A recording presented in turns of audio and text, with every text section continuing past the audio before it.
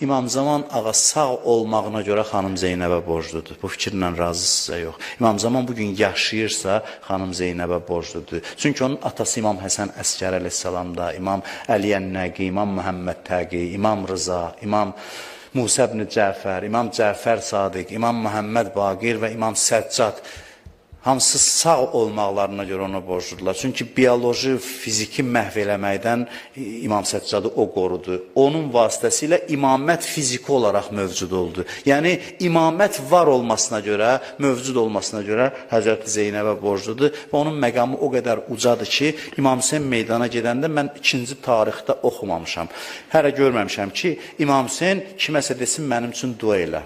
İmam Hüseyin əleyhissalam meydana yollananda xanım Zeynəbə dedi ki, bacı, gecə ibadətində məni dualarında yadından çıxartma. Görün kimdir bu xanım Zeynəb ki, İmam Hüseyin ondan dua istəyir və biz də bugün onun mövlud günündə ondan dua xahiş edirik. Yəqin ki, bizim hacətlərimiz çoxdur, bizim dərdlərimiz çoxdur. Onun da nəzəri var bu məclisə. Öz mövlud günündə bizə hədiyyə olaraq ana övladlarına hədiyyə verər. O da bizim mənəvi analarımızdır o insanlar. Onlardan hədiyyə istəyirik ki, o dualarında bizi unutmasın və bugün əlini Allah dərgahına qaldırsın və bizim üçün dua eləsin. Xoş Həbib ibn Məzahirin halına ki, deyir, gələn kimi, özünü çatdıran kimi xanım Zeynəb İmam Hüseynə dedi ki, Həbibə mənim salamımı çatdır.